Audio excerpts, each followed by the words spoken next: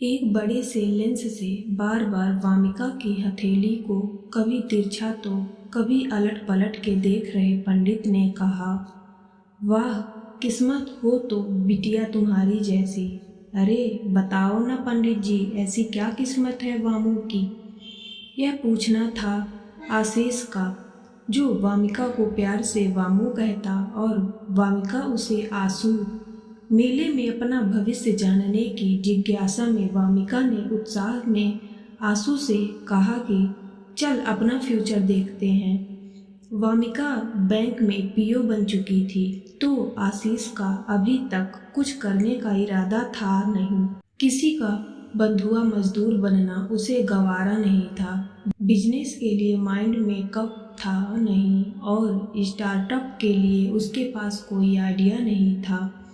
बस उसके पास था तो यह कि अभी वह वामिका के इश्क में पूरी तरह डूबा हुआ था। अब आप कहेंगे कि इन दोनों की आखिर इश्क की गाड़ी चला कौन रहा था? वो वामिका इसके लिए काफ़ी थी। वो ही ले दे के अब तक आंसू का खर्चा उठा रही थी। पर ऐसे कब तक चलेगा, यह सोचना वामू को भी डिप्रेशन में डाल देता था कि वह नहीं होगी तो आंसू का क्या होगा। दोनों के प्यार की कहानी भी बड़ी मज़ेदार थी। एक दिन आशीष बैंक में कुछ अमाउंट डिपॉजिट करने आया। उसके पेरेंट्स का अकाउंट उसी बैंक में था जहां वामू काम करती थी। डिपॉजिट सेक्शन में लाइन काफ़ी लंबी थी और आंसू का नंबर घंटा भर में आता। आंसू ने जल्दी से एक नोट लिखा और वहां काम कर रहे स्टाफ से कहा कि यह उस केबिन में दे दो।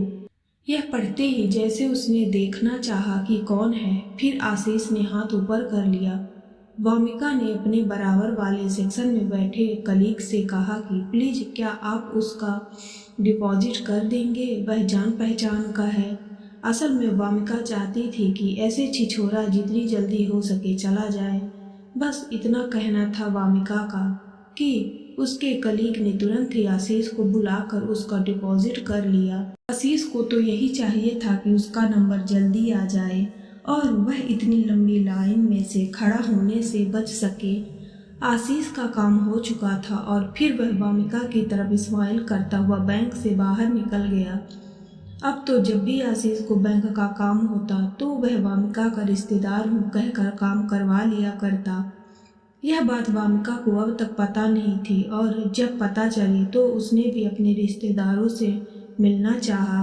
अगले दिन आशीष फिर किसी काम से बैंक आया, तभी वामिका के कलीग ने इशारा किया कि यही है आपका रिश्तेदार। बस वामिका उसे देखकर हंस पड़ी और इस बार उसके हाथ में एक नोट थमा कर काम करने बैठ गई। उस नोट पर लिखा था, hello my relative, meet outside at 6 PM।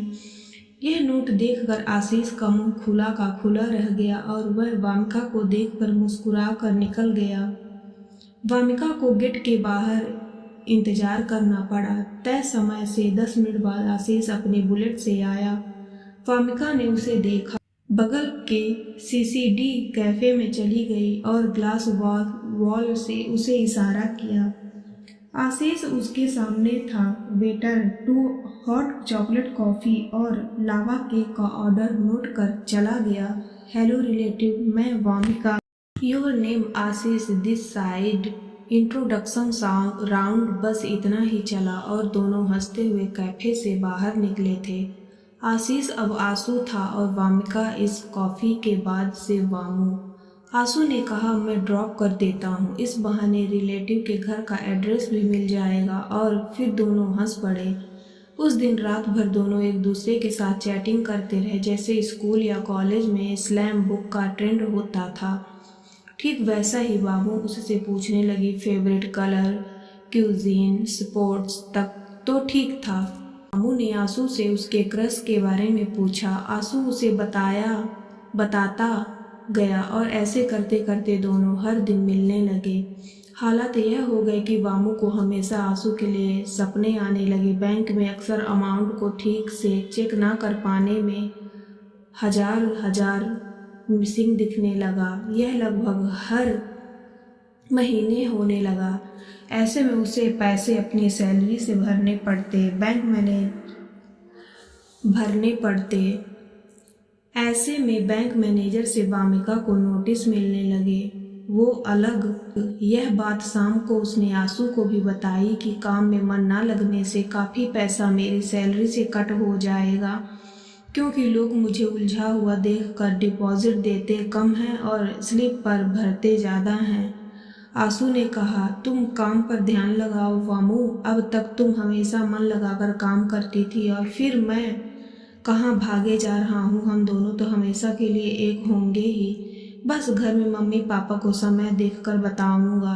उन्होंने कहा कि वामू, अपने बैंक में हम दोनों का जॉइंट अकाउंट खोलो, जिसमें तुम हर महीने उसमें 1000 रुपये डालो और मैं भी 1000 रुपये डालूंगा। ऐसा करके हम पैसा जोड़ सकेंगे अपने फ्यूचर के लिए।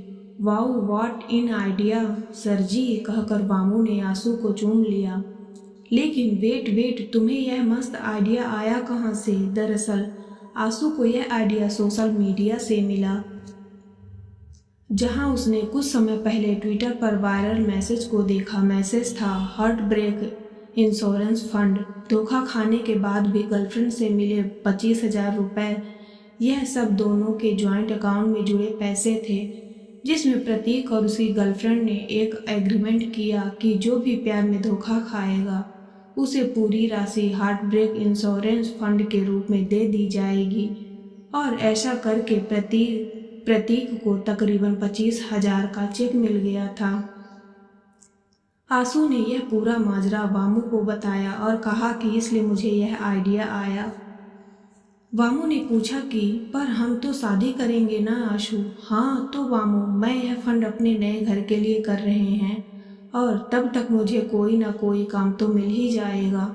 हाँ, कहकर वामिका ने अगले दिन एक जॉइंट अकाउंट को ओपन करवाया, पर वामू के नाम पर 5,000 की आरडी भी खुलवा दी ताकि उसे कुछ ब्याज मिल सके। हाँ, लेकिन नॉमिनी किसे बनाए? फिर कुछ सोचकर अपना नाम नॉमिनी में लिखकर साइन कर दिया। आरडी का पीरियड कुल 3 साल तक का लीक कर दिया, यानी 3 साल बाद तकरीबन 2 लाख का अमाउंट बनेगा। उसने सोचा था कि बैंक में वह है तो होम लोन तो उसे आसानी से मिल जाएगा, पर आरडी उसने आंसू के काम के लिए सोच कर रखी थी। उन्होंने आंसू को ज्वाइंट अकाउंट की बात अगले दिन मिलकर बता दी थी और आरडी वाली बात छिपा ली। आंसू ने कहा कि वह हर महीने अपने हिस्से के 1,000 रुपये दे दिया करेगा, लेकिन हर महीने की डिपॉजिट डेट पर वह कोई न कोई बहाना बना देता। कभी कहता घर में प्रॉब्लम चल रही है, तो कभी कहता चोट लग गई है, कभी पापा का बहाना, तो कभी अपना बताकर कि नौकरी लगते ही तुम्हें दे दूंगा। आंसू इस अंदाज में कहता कि बामू का सारा गुस्सा भी मोम की तरह पिघल जाता। ऐसे में बामू को उसके हिस्से के भी पैसे जमा करने पड़ते। बामू के पेरेंट्स ने आंसू को एक्सेप्ट कर लिया था, पर आंसू के घर वालों से कभी बामू मिले ही नहीं। आंसू हमेशा उसे कहता कि आज कोई मौसी आ गई है, कभी चाची हैं घर पर। जब घर पर पेरेंट्स अकेले होंगे तभी तुम्हें मिलने के लिए ले जाऊंगा। दोनों की रिलेशनशिप की 3री एनिवर्सरी आ गई थी। आंसू अब भी कोई काम नहीं कर रहा था जिससे उसे एक मुश्त रकम मिल सके। वह कुछ फनी वीडियोस बनाकर सोशल मीडिया पर अपलोड कर देता था। यूट्यूब पर उसके अकाउंट की मॉनिटरिंग तो शुरू हो गई थी, पर कंटेंट बहुत वाहियात किस्म का होता। वामू ने कई बार कहा था कि इस तरह के नाच गाने और प्रैंक वीडियोस मत डाला करो, कुछ सीरियस और इंफॉर्मेटिव कंटेंट अपलोड करो, पर आंसू उसकी बात नहीं मानता। रिलेशनशिप एनिवर्सरी पर दोनों के बीच कहासुनी हो गई और वो मिले बिना ही लौट गए। धीरे धीरे आंसू कटने लगा था। मैसेज 3 करके भी वह वामू का रिप्लाई अगले दिन देता और बहाने बनाता कि वह कंटेंट बना रहा है। वामू को जैसे पहले ही दिन आंसू छिछोरा लगा था, अब फिर से वैसी ही फीलिंग आने लगी थी। उसने पूरे 3 साल उसका वेट किया था। वामू जब जब उससे नाराज होती या उसे इग्नोर करती तो आंसू उसे मना लेता।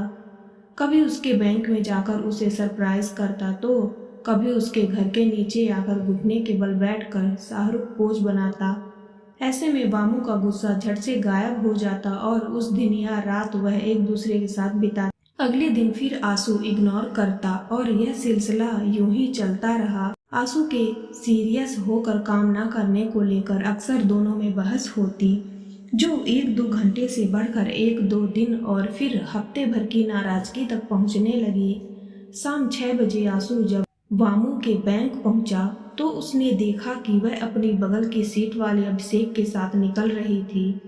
ऐसा 2-3 बार हो चुका था जब कभी आंसू ने उन दोनों को साथ लंच करते देखा हो या साथ निकलते। आंसू के मन में शक जन्म लेने लगा। आज भी बात न हो पाने के कारण वामू काफी उदास थी, क्योंकि आंसू उसे बर्थडे विश करना भूल गया था। वामू को बार बार लग रहा था कि आंसू उसे लेकर सीरियस नहीं है और ना ही पेरेंट्स से बात करेगा। बस यही सोचकर उसे लगा कि उसके 3 साल आंसू की एक रील की तरह निकले। वामू को उसने अब तक अपने दोस्तों से भी नहीं मिलवाया था। आंसू हमेशा कहता कि मेरे दोस्त तुम्हें नजर लगा देंगे। वामू यही सब सोचते हुए गाड़ी चला ही रही थी कि एक दम से ब्लास्ट की आवाज आई। वह कोई बम ब्लास्ट नहीं था, बल्कि एक ट्रक ने एक गाड़ी को टक्कर मार दी थी। कोहरे में 0 विजिबिलिटी के कारण ऐसा हुआ था।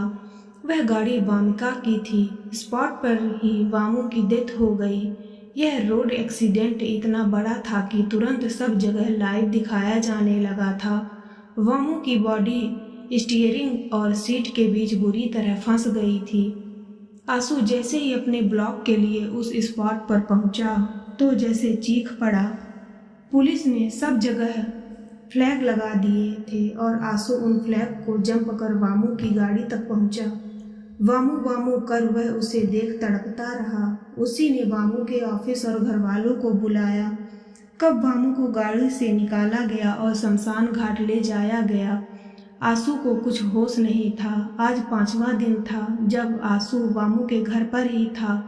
वह वामू के कमरे में उसकी चीज़ों को देखता रहा था कि तभी एक मैसेज का नोटिफिकेशन टन की आवाज़ करते हुए आंसू के मोबाइल पर फ्लैश हुआ। मैसेज था 2 lakh credited to this account. उसी समय वामू के घर उसका कलीग अभिषेक आया और कहा कि उसने वामू के अकाउंट्स की फॉर्मेलिटी पूरी कर दी है और आंसू के नाम का आरडी अकाउंट का अमाउंट भी क्लियर हो गया है। अभिषेक ने आंसू को वामू के उस प्लान के बारे में भी बताया कि कैसे वह आंसू के इंस्टा अकाउंट पर बैंकिंग क्वेरीज से रिलेटिंग इंफॉर्मेटिव रील्स बनाने की प्लानिंग कर रही थी, जिससे आम लोगों को मदद मिले। अभिषेक ने बताया कि इस काम के लिए उन दोनों ने काफ़ी तैयारी की थी और करीब 40-50 रील्स का टॉपिक भी फाइनल कर लिया था।